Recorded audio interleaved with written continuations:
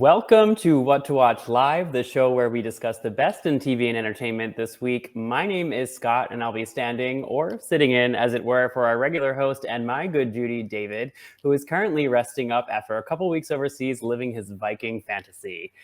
Production knew better than to leave me to my own devices here, so today I am joined by my fellow TV editor and head of quality control, the effortlessly glamorous Audrey. Hi, Audrey. Hi, How is Scott. she today? I mean, better now with that intro. Thanks so much. You're very welcome. You're very welcome. And now, should you take any issue with anything we've discussed on this show today, you can direct your comments to our music editor and complaints department, the always styling Quam. Hello, Quam. How is she today? I am doing amazing. Thank you for that lovely intro. Though it wasn't as glamorous as Audrey's. I'm might have to talk to you off camera about this. It was pretty close. You're always styling, Quam. I mean, what can I say? Is that not enough for you? It's not. That's a given. That's a given, Scott. I need more better adjectives. I need a glory. Understood. Well, it's not just about you, Quam. There are other people involved here as well. So hello to all you beautiful people at home watching us on Xfinity or the 24/7 What to Watch channel on Zumo. We're also on Twitter today, so everybody needs to be on their best behavior. We're not trying to get shut down just yet, anyways. So let's go ahead and take a look at what we've got planned for today. When they asked me to host today's show, I agreed under one condition. I wanted to bring along a couple friends with me. So throughout today's show, we will be visited by several cast members from the new season of The White Lotus. We'll be talking dream dates, latex surprises, and dads for days with the likes of Jennifer Coolidge, John Grease, Michael Imperioli, F. Murray Abram, Aubrey Plaza, and Will Sharp. So we got all of those coming. And if that wasn't enough for you, we have Quam, who's going to read us all to filth by telling us what our favorite dating shows say about us and our personalities.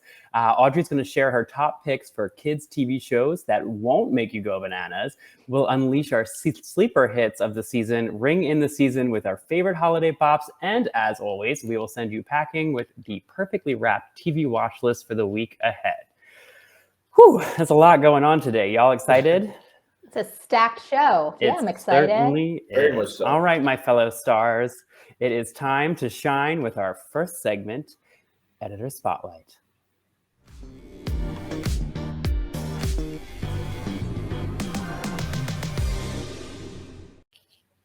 Yesterday, we said adieu to another epic season of HBO's hit series, The White Lotus. And like the end of any good vacation, we're left with a lot of great memories, an incredible sense of longing, and some soggy swim trunks. You guys know how I'm feeling, right? Totally. So I was able to chat about one of those things that I just mentioned there. I'll let you figure out which one it is, with the iconic duo, Jennifer Coolidge and John Grease. Let's go ahead and take a look. Whenever I stay at a White Lotus, I always have a memorable time. Always.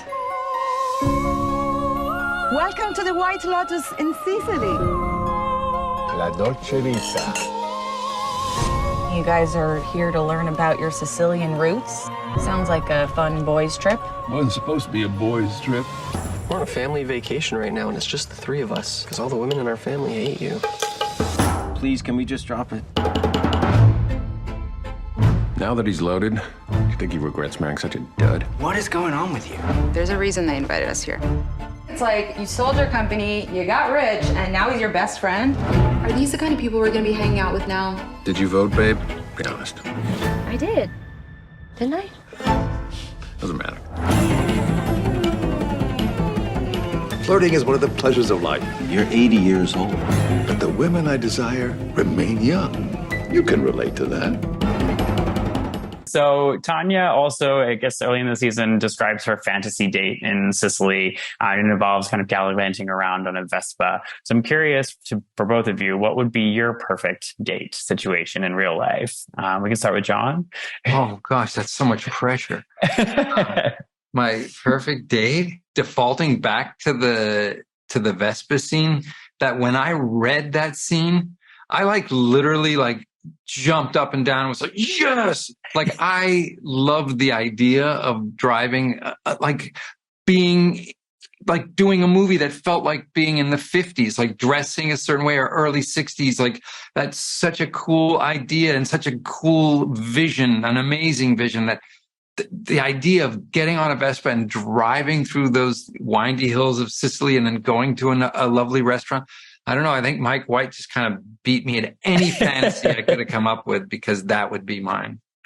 I'm going to steal it. That's perfect. I mean, he's giving you some inspiration. Oh, totally. So true. What about you? What would be my ideal date? Going on a date with someone it would be like going on a date with someone for the first time, and they would give me some really big responsibility, putting me at the wheel of their ship because they had the wrong because they wanted to take a nap or something, where they naively give me a big chance to prove myself, not knowing whether or not if I could really actually handle what they gave me. But there's something about someone immediately signing on to you and thinking you can do something, give me control of not their spaceship, but their boat. The boat is a big one. And when I say boat, I get seasick. Yeah. So I don't know if it would have been their boat. Some big responsibility. Yeah, it's a lot of pressure to put on yourself. Ooh, Jennifer Coolidge. I mean, icon, legend. What?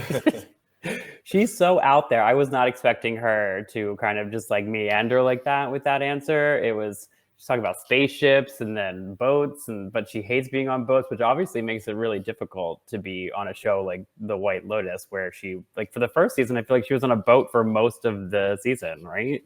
Yeah, I also hate being on boats. I love in theory the idea of boats. I love, but in real life, I have no stomach for a boat, so it's really not great. I have not chartered yachts, unlike Scott, who has. Oh, here we go. This always comes back to chartering yachts.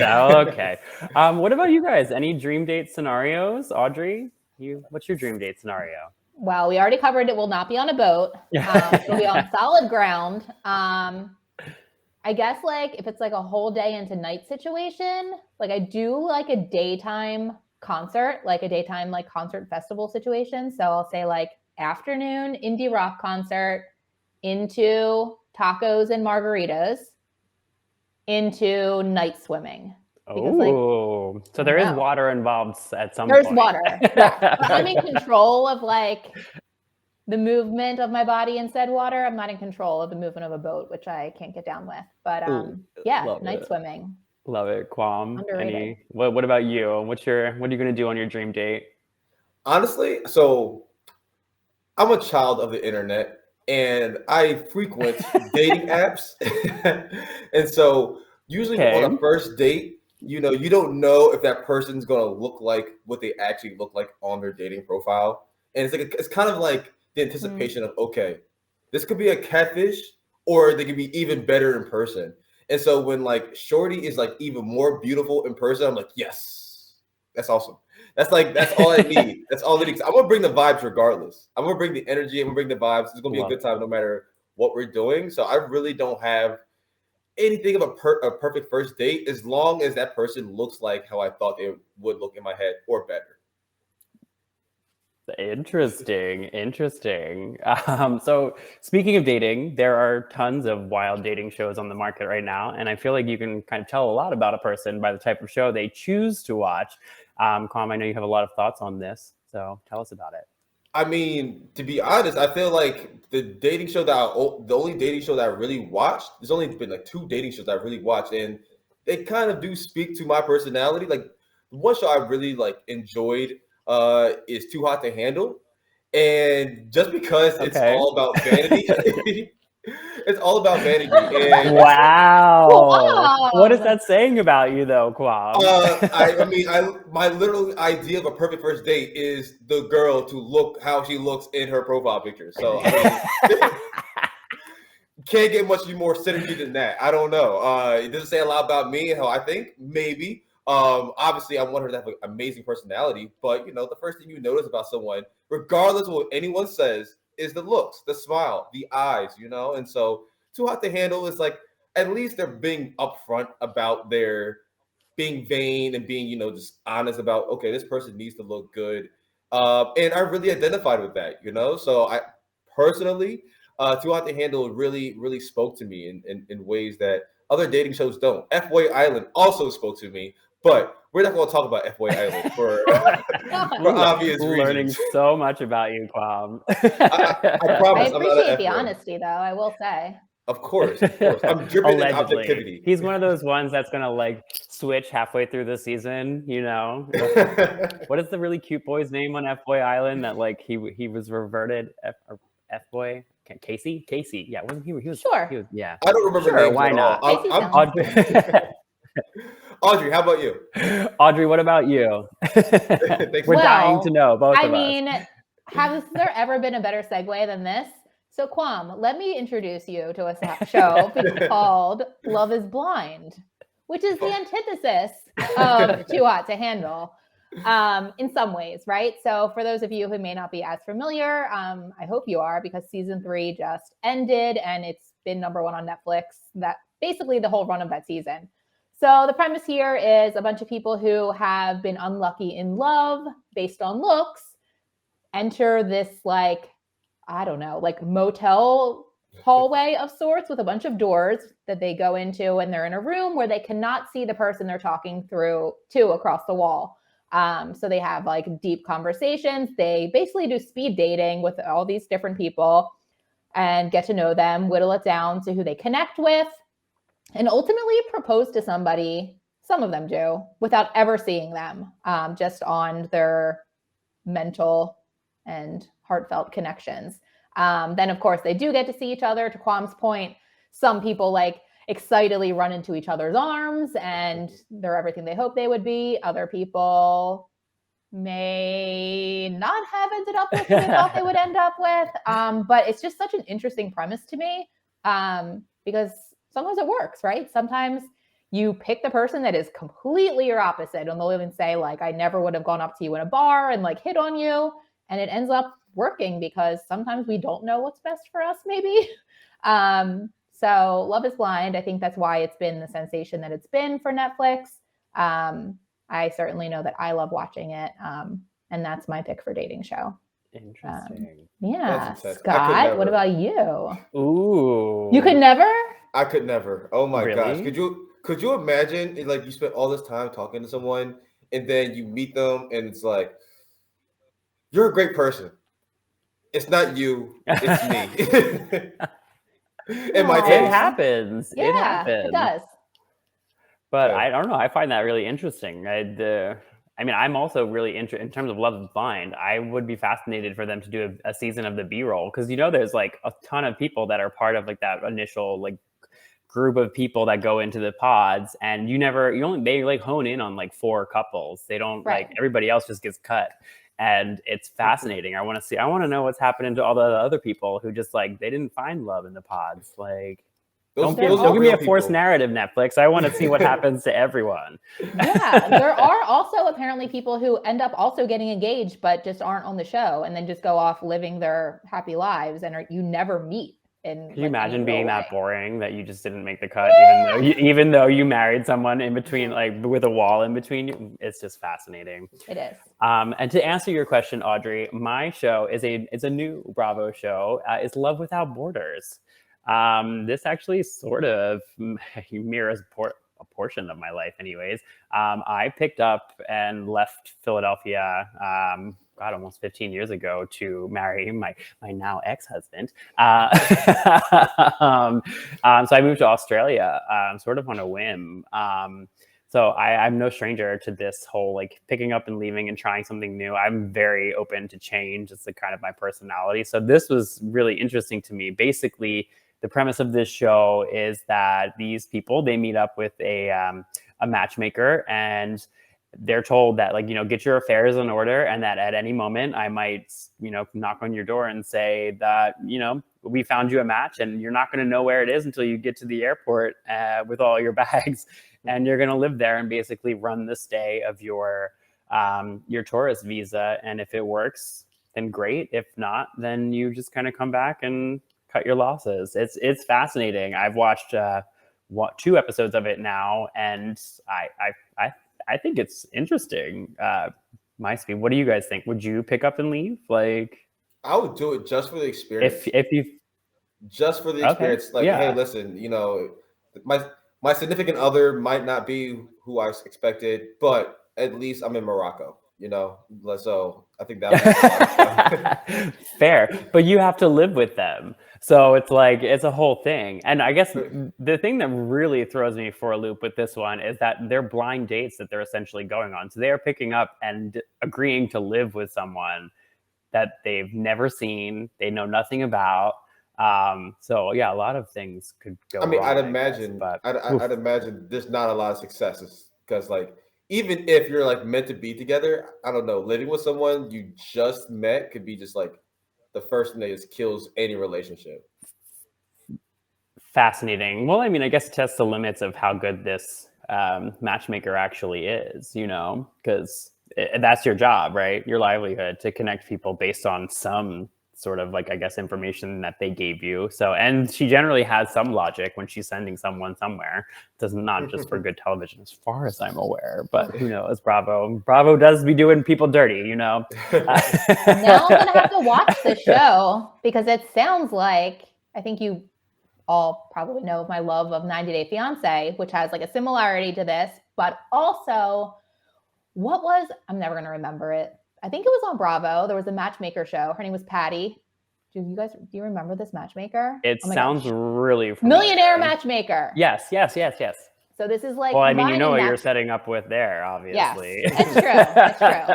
But it's the whole matchmaker idea combined with like the whole 90 Day Fiance the other way kind of idea. And I was super into both of those. So maybe I should. I think you should, Audrey, because I feel like you would like it. It is very 90 Day Fiance, except that they don't know who they're getting, put into a house with, which is, it's an added element of surprise. I would never do it, but I will certainly watch somebody else do it.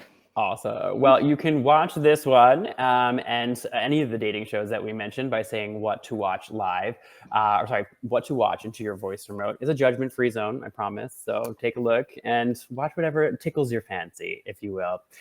Next up, we've got some solid advice for parents and kids from a pair of TV dads and our very own Audrey in a segment called Hidden Gems.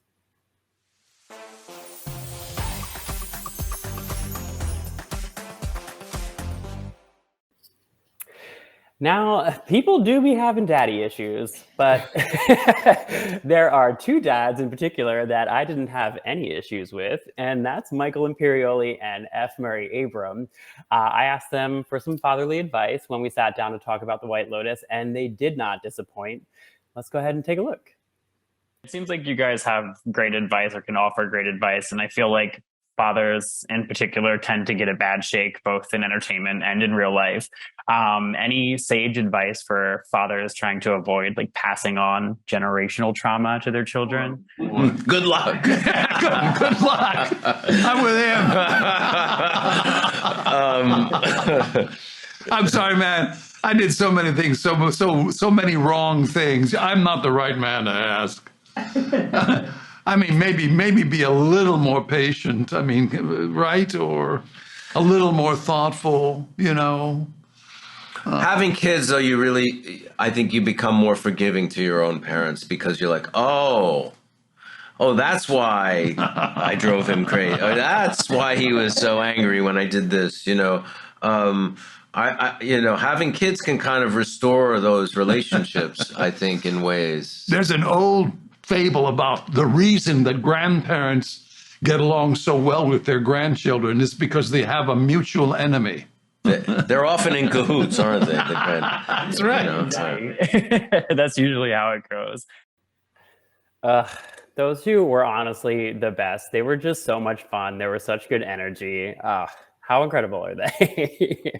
Very awesome. And also so great on the show. Yes, fantastic. I mean, proper dad and grandfather vibes. Like, it's fabulous.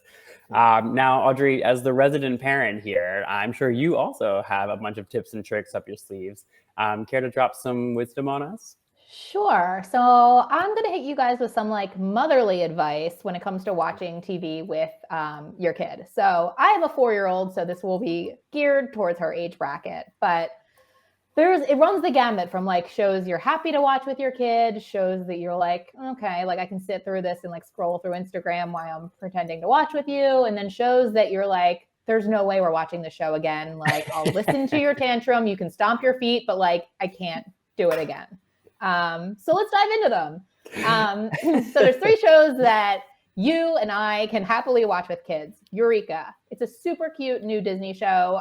This girl is an inventor, right? So she comes up with inventions to solve problems. Very admirable. She's taking things into her own hands, coming up with solutions. And she also lives in prehistoric times. So there's dinosaurs, which like are universally loved by kids and adults. Norman Pickle Stripes is a new weird find. It's this bear, but he looks like a pickle. His mom is Mother Nature, so he like calls on her for her wisdom, and he also kind of somehow has magic and helps his friends. So that's on my list just because it's so wacky and unlike any other kids show. I love it. And the name alone, I just want to be like, I want to hear a kid say Norman Pickle Stripe because I'm sure it'd be the most adorable thing I've heard all year. Well, in our house, he also gets called Norman Pickle Pants, Norman Pickle Strips. Like we've been through a couple iterations, but it is actually Norman Pickle Stripes. That's amazing. And then another one that you guys will probably recognize is Muppet Babies. It is like the reimagining of the show that some of you will know as your own childhood favorite. It's super cute. They're kids.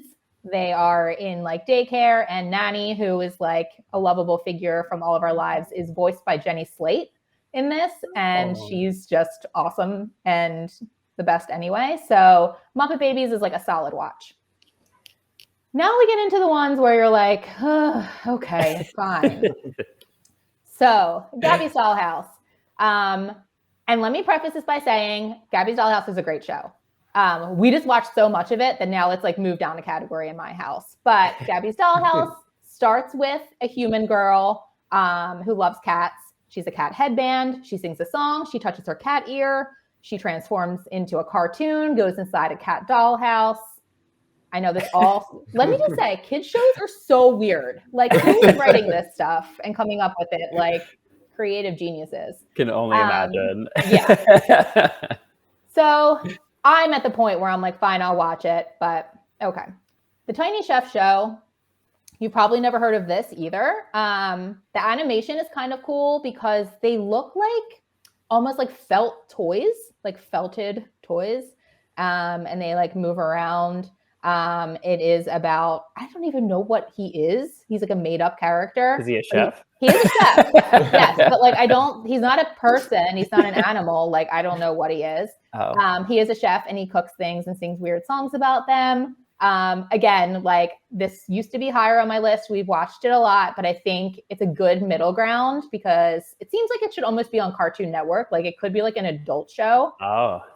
He also has like the voice of Cartman from South Park. And I didn't look to investigate if it is the same voice, but it really sounds so much like Cartman, which is divisive. I think some people love Cartman, some people can't. Spidey and His Amazing Friends. Again, I think you guys will recognize this. It is Spider-Man, but they're all kids.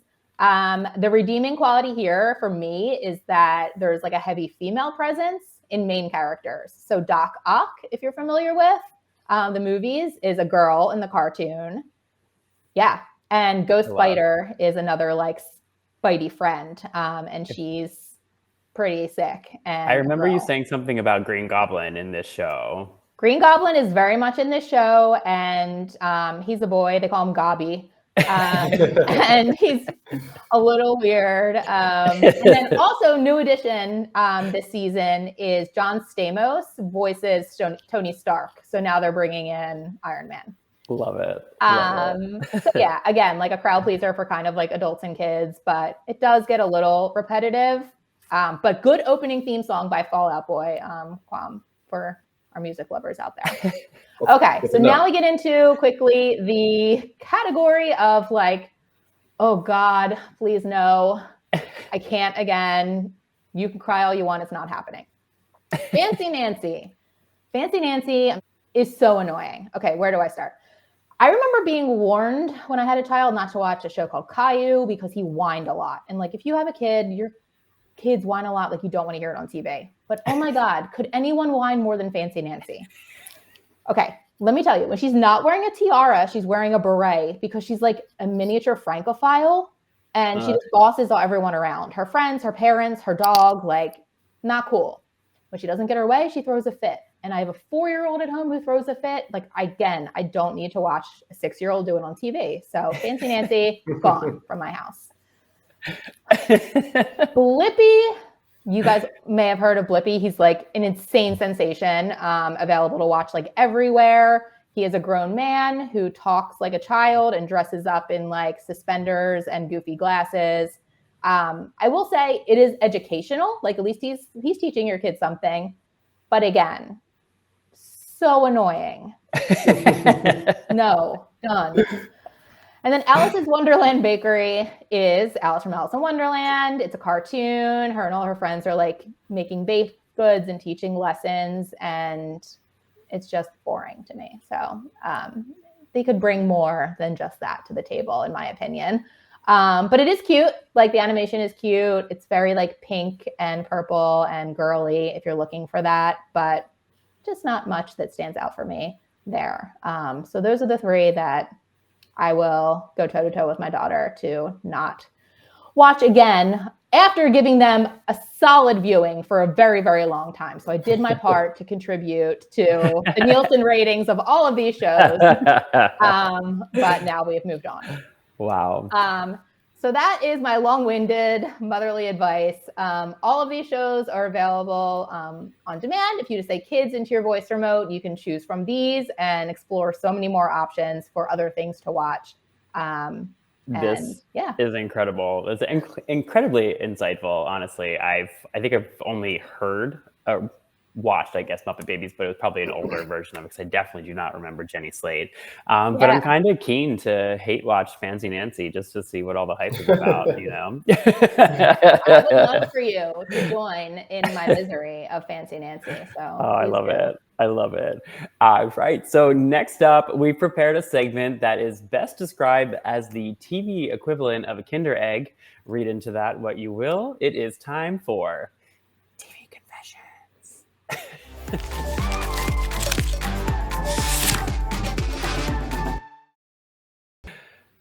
Dran, dran. That's the sound a phone makes in Italy, by the way. Dran, dran. Did you guys know that phones, like, they ring differently in different countries? No, you didn't know that? Did not know that. Did not know that. Wow, look at that. Like, we're all just learning things here. That disturbing noise that I'm making personally myself, I don't have an Italian phone here, must mean that it's time for another drop-in from our friends over at the White Lotus in Sicily. This time we've got Aubrey Plaza and Will Sharp. And if I recall correctly, this is the bit where we discuss, how do I put this in like a family-friendly way? Let's just call it a surprise. Let's take a look. It's really interesting after you find the surprise in the hotel room. We'll just kind of leave it at that. The surprise, that's a very cute way to put it. What a male thing to say. What a male way to phrase it. How would you phrase it? I don't know. Sorry, go on. What's your question? All good. No, it's all good. So Mike, I'm curious how your reaction would differ from that of Harper as if you were put in that situation. Oh my God, I have no idea. Honestly, I feel like what Mike wrote is probably like real close to what would really happen, because I think Harper is in shock in that moment. I think she doesn't know how to react. And I'm like that too. I mean, I have no idea, but I always surprise myself in times of, like in moments where something major is happening, or where you would assume like, oh, I'd have a crazy reaction, or I would, do something crazy. Like I think I'm more like Harper, where I would be frozen. I'd be paralyzed. I'd be scared. I'd be, you know what I mean? Like my brain, it would be too overwhelming for me to know how to react or something. Like I would have to have a moment to even decide how I'm going to react. Cause I'm just not, I think I'm a little more, I internalize things on a very, very, very deep level. And so I related to Harper in that moment, I think. Whew. Can't really tell from this clip, but shocker, Aubrey Plaza was like super, super awkward. Like no surprises there. Speaking of surprises, as editors, we watch a lot of content, and I mean a lot. We even watch things that aren't normally our cup of tea, just so that we can better inform you, our faithful viewers. Just make sure that you're getting the best of what's out there. So I want to know, what was one recent show that really surprised you? Your surprise hit of the year, if you will. And I'm going to go ahead and go first. It's So Help Me Todd. I know. What? Shocker. It's a broadcast show. Yeah. Tell me more. This one just kind of like, I don't even know how this came onto my radar. Like, one, the name is just weird. It's odd. But it's basically like if The Good Wife didn't take itself so seriously and kind of just was a little bit more campy and comical. So basically there's this young guy who I honestly can't remember the actor's name. So sorry, CBS and So Help Me Todd actors. But he is playing this doofy like son who he hasn't really got his life together, and then he ends up becoming a personal investigator for his mom, who is a lawyer, and shenanigans ensue. There are some episodes that are a little bit more interesting. Oh, Skylar Aston, there it goes. All right, Brad. Yes, thank you, Brad. Appreciate you, Brad. He's like our behind the scenes wizard. He just like does his crystal ball thing and he lets us know. Skylar Aston, thank you.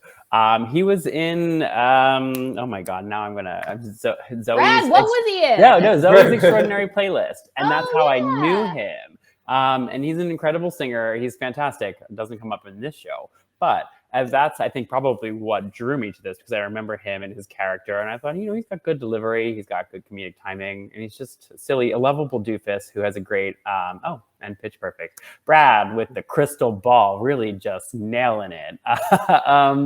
It's a fun show. It's super easy. Like I said, if you're a fan of The Good Wife, but you want something a little less severe, like you don't want to feel horrible about your life afterwards, then watch So Help Me Todd. You can watch some episodes are whodunits. Some of them are a little bit more, just silly, campy fun. And this guy just kind of fumbles his way around being a private investigator. So, I guess it's Inspector Gadget and The Good Wife had a baby. It would be So Help Me Todd.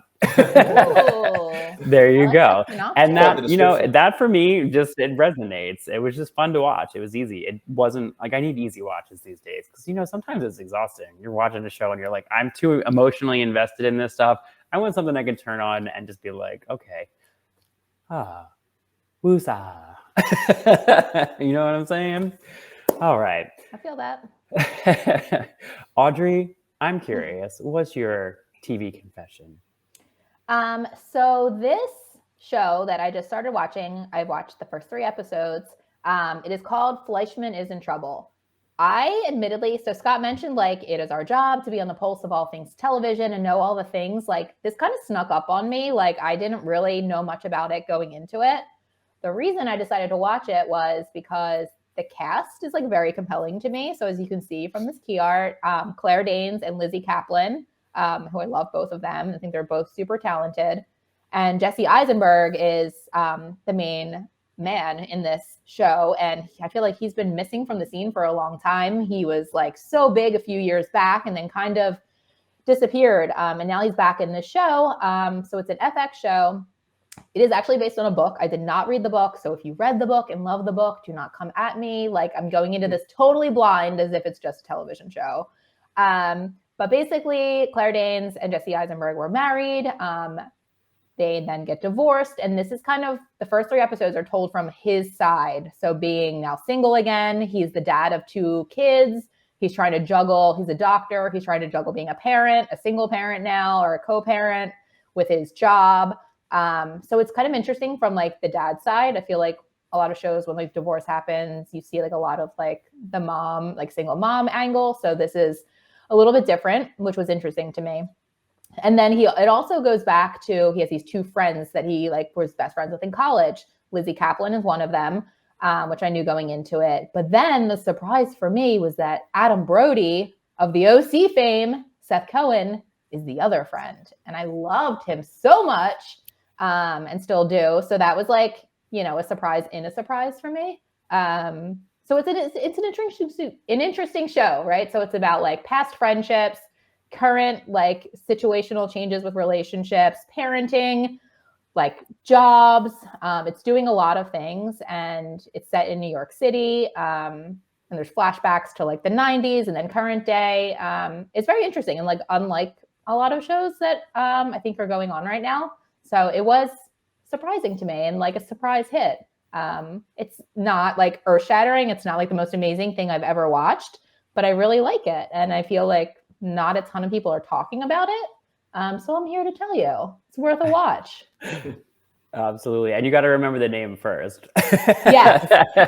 Scott and I were joking about the name of the show, even though like, again, I watched all the episodes that are available right now and really enjoy it. We were like, there's something about Fleischman. We went down quite the spiral. With Something's wrong with Fleischman. We got Fleischman in all of it. So like, you know, just say Fleischman into your voice remote. It might come up. See what happens. Quam, what is your surprise hit of the year? Honestly, this show isn't really a show that flew under the radar. It got a lot of promotion, but I was surprised with how good it was. And it's Bel Air on Peacock. So as y'all might know, I'm a huge Fresh Prince of Bel Air fan of the original series from the 90s. I like to think that I based my personality off of Will Smith in that show. That was like my idol growing up, along with Allen Iverson. And I had really high expectations for this show. I had really high expectations. I didn't know what to expect. The first trailer I saw had me feeling a little skeptical. And then when I watched the show, I was just taken back by how great it was. I absolutely loved it. I love that it didn't follow the same exact plot as the original show, but it definitely still follows the same, like, you know, plot beats, but it puts a new spin on everything. It has its own fresh feel and just experience, and the cast just works so well with each other. Everyone was just so much fun. I got to interview Ali Schulten and Coco Jones, who were just amazing, and I can't say enough great things about this show. It was just so much fun. It was so refreshing compared to all the other like reboots and remakes that we see in today. No shots at the Marvel universe or anything like that, but Bel Air is just it does a remake properly. It's a reimagining. Shots fired, Quam. No shots fired. No shots fired. Only straights. But yeah, Bel Air was amazing. It's what a remake should be. It's a reimagining. It's a reimagining of the original series, and I just love it. I just loved it so much. I was so surprised. I loved it that much too. So that is easily my surprise. Yeah, I have to ask you a very pointed question about the show, and it's not a spoiler because it's been out for like a long time, I think. How did you feel about them making Carlton like a bad guy? So it's funny when or I like was a troubled guy, or just so different than how he was in the original. But it really wasn't. So a lot of people, I think, when you think of Fresh Prince, we think about the later seasons or even like the middle of the show, where, you know, Will and Carlton kind of become like really close together, and, you know, they're not as, you know, adversarial. But if you watch the first season of the Fresh Prince, they're actually like mortal enemies, and they, you know, go tick for tack with each other. And I think that mortal enemies.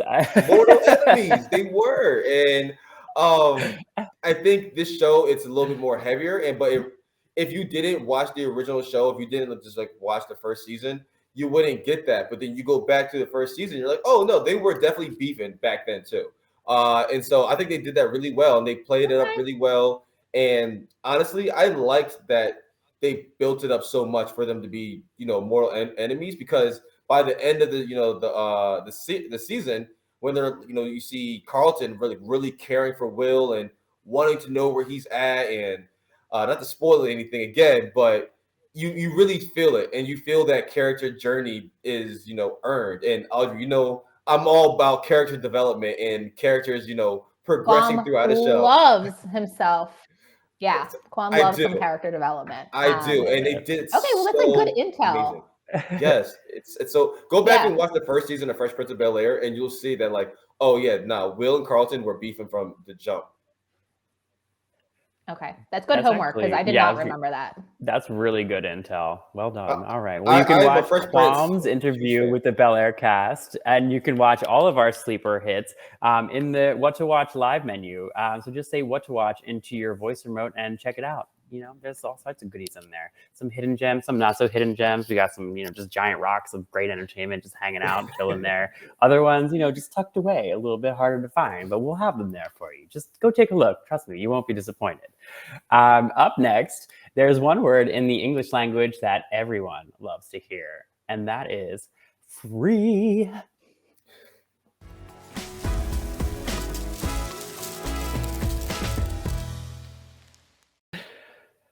Now, we can't do a White Lotus themed episode and not talk about that theme song. I mean, come on. It is so iconic to the point where it has become the source of many a viral meme. Example, this video that Audrey sent me the other day. Let's go ahead and take a look. Lotus season 2, here we go, baby. Let's go. I can't wait to see Jennifer Coolidge, my queen. I'm so excited for the theme song. Oh, you mean this theme song? What is this? They changed it.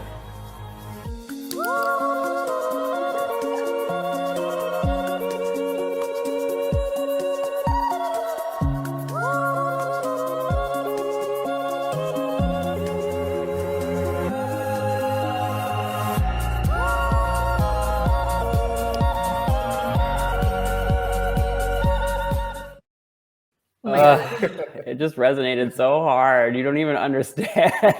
No matter how many times I watch this, it never gets old. And when he just mouths like, oh my God, like what did they do? This is amazing. I mean, yeah. Audrey, when I came back from, I watched some screeners for White Lotus before it premiered, and I was trying to explain to you guys how amazing this theme song was. And yeah, it ultimately resulted in me making some really funny sounds that almost got me into a lot of trouble.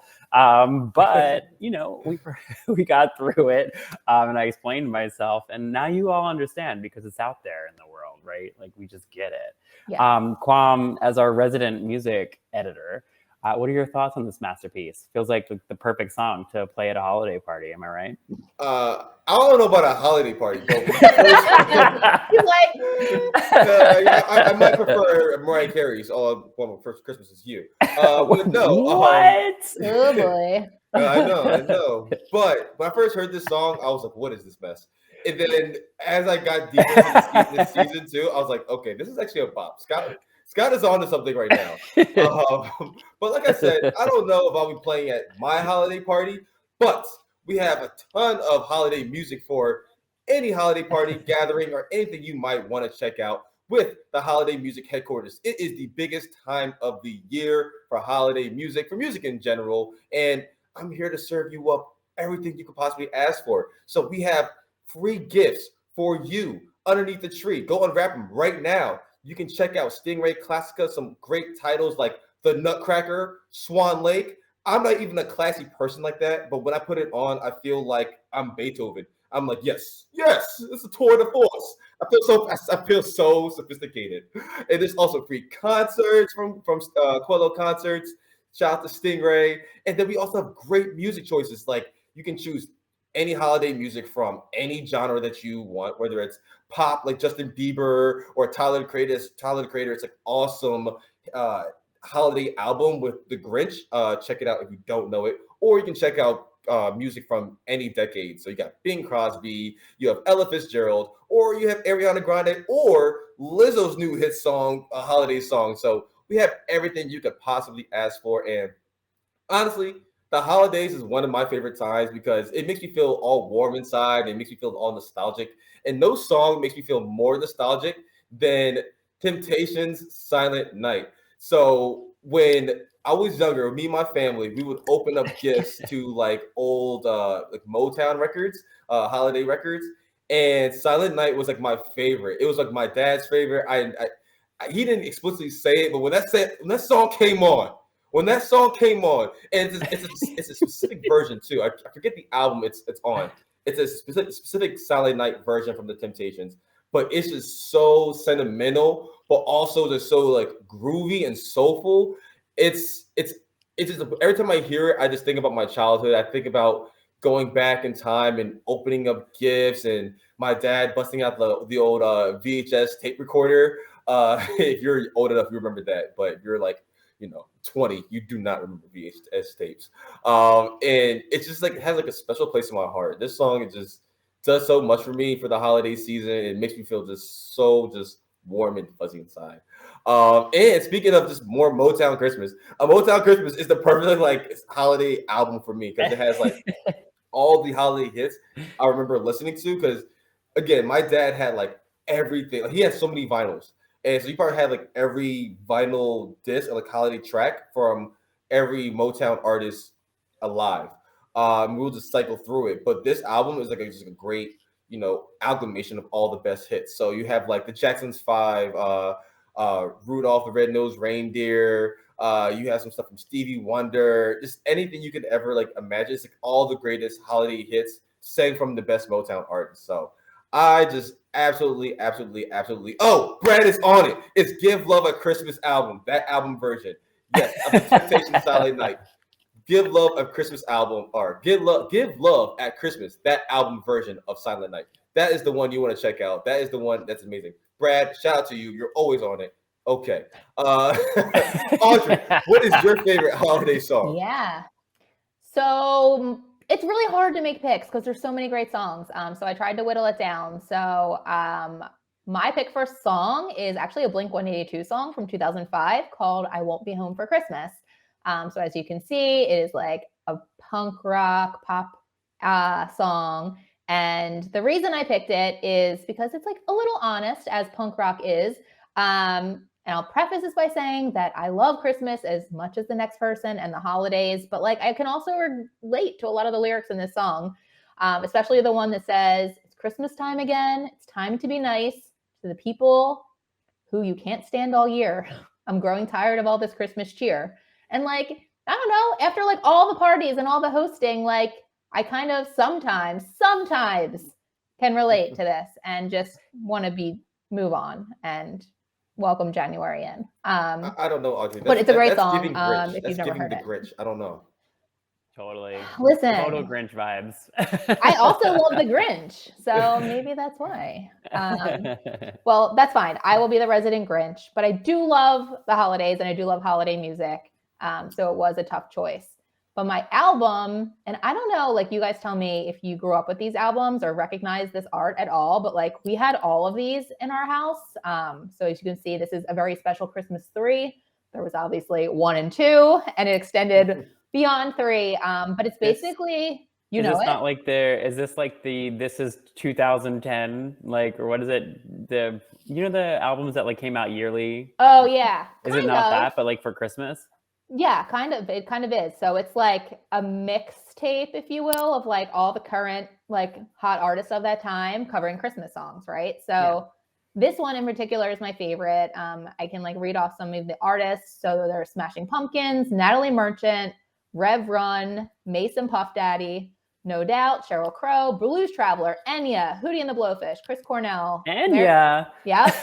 Come on. I love me some Enya. Wait, Enya's singing Silent Night, so maybe Kwame should bring that into his rotation. Tracy Chapman, Steve Winwood, Patti Smith, Dave Matthews. So it's like a real amalgamation of like lots of different styles of music together to play this Christmas album. So we always listen to these, like much like Kwame, like opening up presents, because my parents listened to like all different types of music. And this was like a great representation of that. So a very special Christmas has a place in my heart. But those are my picks. What about you, Scotty? Ooh, so tough. Like you, it's hard to whittle down to just one song. But if I had to pick one song, there is one group of people that just do Christmas right, and that is drag queens. So my pick for Christmas song would be Ginger Minge's hot, amazing bop of the century, Chris Mahana Kwanzaa. Covers everything, right? It's great. And if you need a Christmas song to dance to, like you're just ticking all the boxes for me. So this is like cocktail party. Let's celebrate Kwanzaa, Hanukkah, the Moon Festival thing, Winter Lights, whatever they do, all of them, they're all in there. It's great. It covers all the bases, and like that's what you want. And like, if a man in a wig singing Christmas songs, like what's more festive than that? Like honestly, nothing in my book. So yeah, in terms of singles, that is the bop. And if you're really into this vibe, there's a group of like Drag Race girls that do release albums every year. And it's called Christmas Queens, and there's just there's fantastic songs on there from people like Detox, Alaska, Manila Luzon. You get songs about Christmas sweaters and Ratchet Christmas. All these, there's just a lot of really great things in there that are just like not your alternative or your alternative Christmas songs, so not your normal traditional songs. And then more on a traditional note, my album that I always come back to is She and Him, and that is a very She and Him Christmas. I think Zooey Deschanel has the voice of an angel. You may know her from Elf. She's the one that, Will falls in love with when she's in the shower singing, right? Like, and for good reason. Like, if I was by the women's showers and Zooey Deschanel was singing, I would just be obsessed with that voice, and I would follow it everywhere, including the showers. Just kidding. I would not do that. But it's just incredible. Her take is great. It's very folky, and I love this album so much. I come back to it every year. There's a couple other ones that really sing to me. Pink Martini, Joy to the World. I've always loved this one. Back in the day when I used to work at Starbucks, they used to play this album, and it's just very multicultural, songs from all over the world. And it's just got that kind of like fun cafe vibe to it, which I like around that time of year. And then Verve Remixed, which is just a really fun one as well, because, who doesn't want a little like remix to old Christmas classics, but like not like insane, like 120 BPM remixes. We're talking about like, just fun, chill, like lo-fi type remixes. That's it. I have a question for you. So there's another song I was going to pick, but I didn't pick it. But it always plays at my house because my mom and her sisters, they love this song so much, and it just goes off the rails. But Barbra Streisand's Jingle Bells, like, you guys are familiar with it?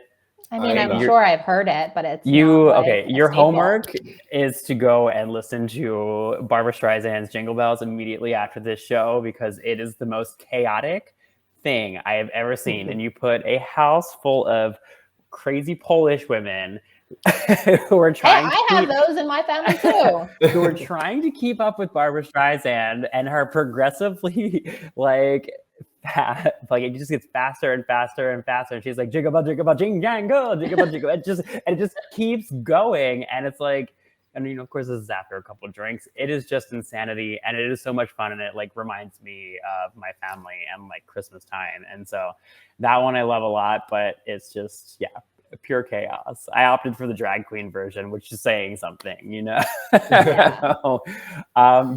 So those are my holiday picks. Kwam, if you're super into holiday music, what should people be saying to watch or to listen to these and many more Christmas songs?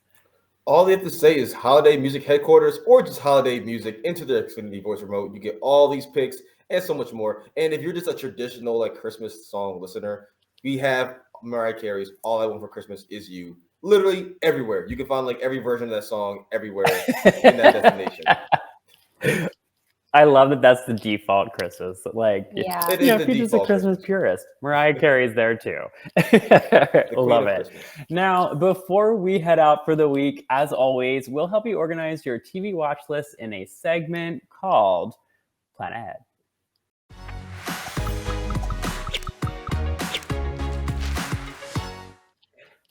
Let's go. All right. Now, in this week's premieres, we find out who is best in dough. We celebrate the 30th anniversary of an unlikely pairing, and the Yellowstone franchise gets a Western expansion. My buddy Kwam has all of the deets. Give it to him, Kwam. Baking has never been so hilarious. Peacock's holiday baking show, Baking It, is cooking up its season 2 return. Teams of home bakers will compete for cash prizes in crazy competitions and challenges. Maya Rudolph returns as the host, while Amy Poehler joins her in the kitchen. Baking It returns to Peacock on December 12th. Now here is a baking challenge that really speaks to my childhood. Dr. Seuss Baking Challenge invites America's best bakers to craft creations that are inspired by the world of Dr. Seuss. From Cat in the Hat to The Grinch, these bakers will use their limitless imaginations to create jaw-dropping pastries and foods. Dr. Seuss Baking Challenge comes to Prime Video on December 13th. Speaking of my childhood, the National Treasure franchise will be adding a new installment to the series. This time, we follow Jess Valenzuela, whose life is turned upside down when a mysterious stranger gives her clues to a treasure that is linked to her late father. Go on this crazy adventure with Jess and her friends as they follow a series of clues hidden in American landmarks and artifacts. National Treasure: Edge of History premieres on December 14th on Disney+. So it's clear to me that I can't escape my childhood in this segment. ABC will be celebrating 30 years of the magical Disney film Beauty and the Beast with a 2-hour extravaganza. Paying tribute to the legacy of Beauty and the Beast with the movie itself, there will also be new musical performances, new costume designs, and new sets. Starring Grammy Award winner Her and Josh Groban as Belle and the Beast respectively, this will be a celebration you won't want to miss. Catch it on December 15th on ABC. Lastly, a new Western series will be coming to Paramount+. 1923 will not only serve as a prequel to the series Yellowstone, but will also be a sequel to 1883. In 1923, we follow the Dutton family as they face hardships that include the Western expansion and the Great Depression. 1923 comes to Paramount Plus on December 18th. Love it. And in this week's finale, we say goodbye to Quismois Queen, Camila Cabello, and those other judges. We find out which survivor was able to survive the longest, and our dear friend Lana gets a much-needed break from her babysitting day job. Talk to us, Audrey. Tell us all about them. From the blinds to the battles to the instant saves, season 22 of The Voice has been nothing short of amazing.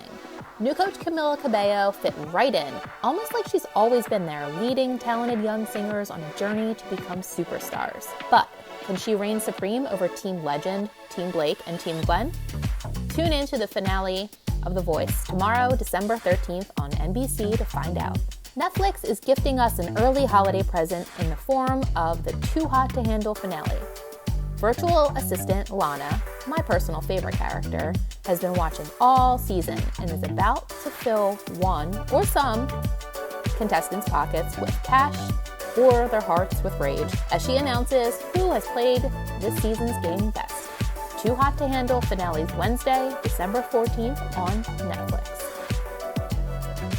Speaking of beloved reality shows coming to an end, season 43, yes, 40 freaking 3 of Survivor is almost over.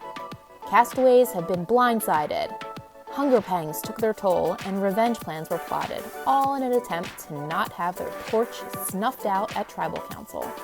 But the tribe speaks for the last time this season when Survivor finales Wednesday, December 14th on CBS. It's always a little bit stressful when a show with an amazing first season returns. The breakout hit I'm talking about is Sex Lies of College Girls. Can it possibly be as good? Will it make me laugh as hard? Will Timothée Chalamet's sister still steal the show? Well, now that the second season of Sex Lies of College Girls is coming to an end, we'll have all of those answers and hopefully more. Sex Lies of College Girls finale is Thursday, December 15th on HBO Max. If you went into season 4 of Yellowstone with similar questions, wondering if the cowboy drama could possibly continue to keep living up to the hype, the answer is undoubtedly yes. Somehow, the Duttons continue to be the most dramatic family in Montana, or heck, maybe even the entire United States. From politics to ponies, Yellowstone continues to reign supreme. The winter finale of Yellowstone is Sunday, December 18th on Paramount. And that'll do it for today's show. Thank you so much to my fellow Xfinity editors, Audrey and Quam, for joining me this week. Special thanks to the White Lotus stars, Jennifer Coolidge, John Grease, Michael Imperioli, F. Murray Abram, Aubrey Plaza, and Will Sharp for hanging out with us today. Shout out to our producers, Brad, Aaron, and everyone behind the scenes for making this show run as smooth as butter.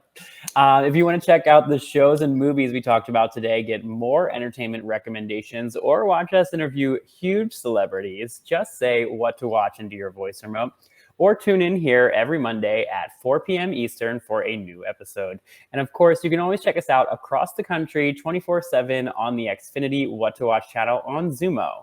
My name is Scott. Thank you so much for joining us on What to Watch Live.